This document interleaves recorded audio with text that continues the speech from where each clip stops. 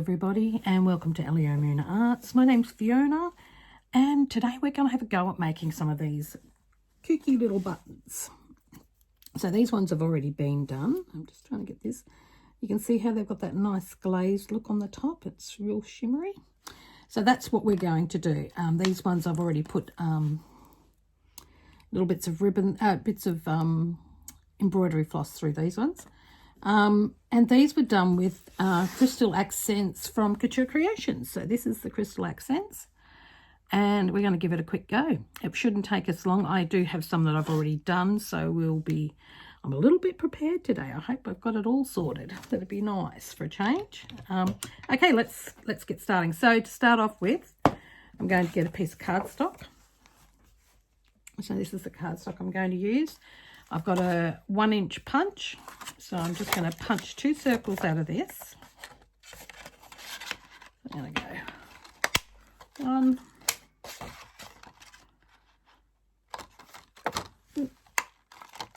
2. So we've got 2 of those. And the other thing I'm going to do, I have found that if these 2 together are not enough, I think the medium gets a little bit too wet, and so therefore it causes a lot of warping. This one here, I'm hoping you can see how it's not straight. It's sort of got a bit of a dished shape, and that was just because I just used 2 pieces of cardstock. So to prevent that, what I've got is a piece of an old bit of cardboard off an old tea box. And I'm just going to punch one of these out. So this is quite a thick card. And I have also the shiny side of it. I've also, okay, that's that done. The shiny side, I've also got a sanding block. This is a sanding block. And I've just sanded over the top of it to get rid of the shininess so that it's got more chance to stick together. So what we're going to do is I'm going to grab some Couture Creations all-purpose art glue, because this is my favourite one to use. So I'm going to grab my piece of card that I use. I might have to clean the end of that nozzle, it's a bit grotty. Might help the glue come out a little better. Okay, let's start that again. Okay, so let's get some glue coming out of this and cover the... I might have to grab my other glue bottle. This one might be getting a bit low. So I'm just going to put a good amount, but not too much. I don't want to be wasteful. But yeah, so I'm just going to use the glue, that bit of glue. I'm going to grab my, just hoping I'm in frame. I'm just going to join them together like so. And I'm just going to give it a little push. Take off any excess. Sort of line the two pieces up. And I'm just going to smush that onto there a little bit. Smush being a very technical term around here. So we're just going to smush that one. And then so this piece is on. And now we're going to do the same for the other side. So the other side of the box is just a normal piece of card. So it doesn't need to be, doesn't need to have the sandpaper on it. So it's already got a bit of tooth to it. Make sure I'm in frame again. So I'm just putting some glue on there again. And then I'm going to smush them together. So I'm just lining it up, and I'm using my fingers around the outside to make sure that's on there reasonably straight. And I'm just going to do that. Okay. So I'm just going to set that aside and let it dry for a couple of seconds. And I'll just show you some of the things that, actually there's a couple of things I want to show you. So I'll just let that dry for a minute and then we'll get back to that one in a minute. So a couple of things that I made. So obviously I put the bits of embroidery floss through the buttons. And I'm going to show you how I did that because I'm actually using 6 strands of embroidery floss. So this is a piece of embroidery floss before it's been broken down. This has 6 strands in it. So to start off with, I only want 2. So I'm just going to pull that apart a little bit. And there we go. I might have 3 there, but that's okay. So what I'm going to do is I'm going to grab it. I'm going to grab put both the, oops, I'm going to put both the ends together like so, pull it straight. I've got my embroidery needle and I've got this little bird thing here. So what I'm going to do, it's got a little notch on its nose here. It's going to pop that through there. Pop that on there. Oops, no, I haven't got it through the hole. Let me get that right. So I'm going to pop that through there. Put that on his nose and hold on tight. And I'm just going to pull backwards and pull that through there. So now I have the little bit of embroidery floss. I don't want that to come out of there. That's got cooked up. Okay, so now I've got this little bit of embroidery floss onto my needle.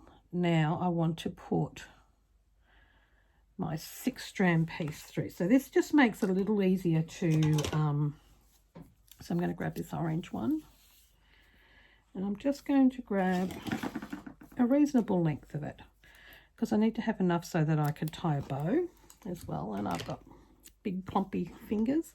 So what I'm going to do to make this a little easier to thread it through that small hole is I'm going to put my embroidery floss through the loop that I created with the other piece of embroidery floss. Hold on to these two and I'm going to gently pull that through. And now I take it off and now I have my embroidery floss threaded onto that needle, and it's a little less painful. I tend to, with embroidery floss, I tend to always break the threaders, but this little one, which a girlfriend of mine, Gay Cadell, she brought this for me, and it's so cute and dinky. I love it. Okay, so now what we're going to do is we're going to grab one of our buttons. So I'm going to grab one of our warped type buttons. This one's got a bit of a wonk in it, just to show you that this can still be used as well. So I'm going to poke it through the hole. Okay, maybe not that one. I must have covered up that buttonhole. So we'll do it through this one. Oh. Okay, got a little bit of work to do on some of these. Okay, so I'm going to poke it through that one. And I want to keep a tail, a good sized tail up this end, so that I've got room to tie my bow at the end. And I'm just going to wrap that around in and out of each hole. So I've gone through the hole from the top to the and back up through the bottom, so that I've got the threads that'll sit on the top of the button and not on the bottom of the button, because it's the top of the button where I want the bow to be. Okay, and I don't want to split my thread either as I'm sewing this on. So I'm pulling it quite firm. Okay, that's enough. So now we've got our thread done. So I'm just going to tie a little knot, hoping I'm staying in frame. So I'm just going to tie one knot. You could tie two if you wanted to. That's left over right and then right over left. So there we go. I'll do a double knot on there. So that'll stop that from coming undone now. So now I'm just going to do our little bow. Pull it tight. So I've got a big bow there, so I'm wanting to shrink it down. So I'm just going to pull the thread down, little tails, until I get it to the size that I want it. And I'm wanting to check to make sure that it's nice and tight as I'm doing this as well. So I'm just bringing that down and then I'll just tighten it up again. Just giving it a good pull. Grab my scissors and just trim off that tail. So I'm just going to grab those two and trim off the tail. Okay, so now I've got a little bow on my button. You could add a dab of glue onto this centerpiece if you want it to sit down a little better. And then these will be what we're going to use to decorate a few things with. So I'll just show you a couple of pieces so that you've got an idea of what I did. So this was a journal card that was sent to me from Wendy Patterson Arts in some happy mail. And she sent some through that were completed and some that were left for me to complete, which was really lovely. So I've used one of her cards that she sent through to me. I created this little bit of scrap. It's a bit of scrap paper, a bit of scrap cardstock. I got a sheep stamp and I fussy cut it, and this is a little bit of cream coloured hessian, and I just put that all together. And then I've added my button up the top here because the colours go quite nice. I've got this bit of bluey green here which matches with this, and I've made this into a pocket because this is quite a big piece of focal point. I've just put a little bit of glue down the bottom and up the sides, and it's big enough to pop one of these little tags in there. So, which brings me to our next one. I also made this tag, and I've added a little button to it just to add a little bit of focal point to it and keep your eye focused on it. Okay, so that's just a couple of the things that you can do with these. But we're going to move on to our next step with this. This should be dry enough now that I can grab my small hole puncher. So this is quite a small one. And I'm just going to punch 2 holes in here. Sort of kind of in the center. It's not a big deal. And I'm going to grab my Couture Creations Crystal Accents. And I'm going to start from the outside. Let me make sure I'm in frame. I might bring this down just a little bit. And over just a little bit so you can see. Okay, so now I'm going to... Oh, my other best friend at the moment is a toothpick. I do have one here on my messy desk this morning, but I don't know where it is at the moment. Okay, is it in here? Okay, I might just use the end of... Okay, excuse me. Oh, no, there it is. Got my toothpick. So I've got a toothpick. And what I'm going to do is I'm going to put my toothpick on the very edge, and I'm going to grab my Crystal Accents, and I'm going to put a generous amount around the outside.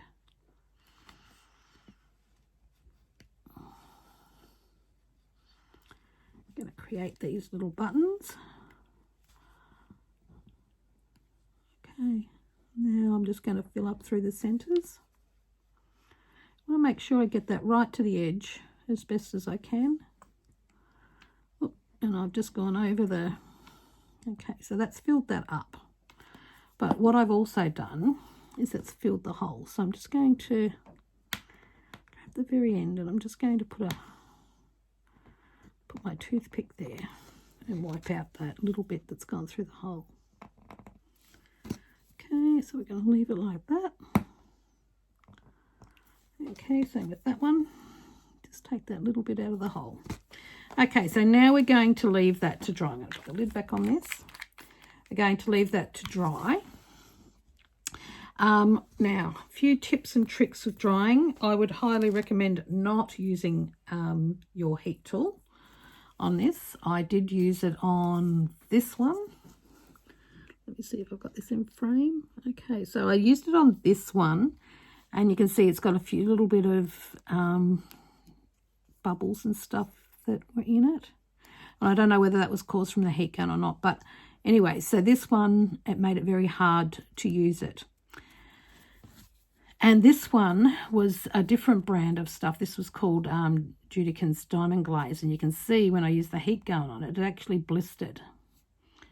So whilst I will still use it on some projects, because it's got a really cool textured finish, but yeah, just makes it a little different. So when I'm going to also suggest that you need to punch your holes in your buttons before you put your Crystal Accents on, or your Diamond Glaze, or your what's another one, Dimensional Magic is another one I think they have used over the time. Punch your holes first before you put your 3D effect stuff on, because if you go to punch holes in it after it's dried, then you're going to have a problem with it perhaps cracking. The last lot of these that I made, I used Diamond Glaze on them, and I found that it cracked. I haven't tried it. I didn't try with the Crystal Accents to see whether that would be the same, purely because I learnt from my last mistake and I didn't want to do it again. So I've just punched my holes first, and I've gone from there. But there's a few other bits and pieces that you can create. So talking about these little buttons, I made some little button type ephemera as well, just so that you can have a look. Let me have a look, see what I've got one here. So here's one that I created. So these are like a little tag. So these were a 2-inch circle. I've got a full one at the back, and I've cut one in half, and I've just added a bit of glue, and I've created a little tuck on the front. And then I've just got I just used some alcohol ink pens and coloured these in. These are little bits of, what do they call them, the wooden chipboard stuff. And so these can either go on their own in your journals. You can make them into little tuck spots. So if you just glue on the bottom here, you can put that as a tuck spot. There's so much you can do with them. So this is one that I put on this card here that I was showing you before. And this one also has a tuck spot behind the back of it. Let me find something to tuck in the back. So here's one here. So this one will actually tuck in the back of there. It's probably a bit thick, that one. Okay, so let's grab these. So this was some tickets that I made. And these were just made out of a bit of cardstock. I think it was the A4 type cardstock piece that I had. And I just made some strips of tickets. So this will fit in the back of there quite nicely. And I think that's really cool as well. Okay, guys, I'm going to leave it with you. I hope you've enjoyed this video, and I hope you have a go at it. These are really, really cute. And I'm sure there's lots of other things that you could use them for. I would really appreciate it if you create something with these. If you could tag me on my Facebook or my Instagram, I will try to remember to put the links in the description box when I do this video. I'm not very good at doing the tech stuff, so I do try very hard, but I will try and find links for my Facebook or my Instagram account. And if you could put the hashtag on there for it as well, that would be awesome. Or you could leave a message for me on my YouTube channel. That would be awesome. But I would love to see what you create with these. You all have a wonderful day, and I will talk to you in the next video. Thanks.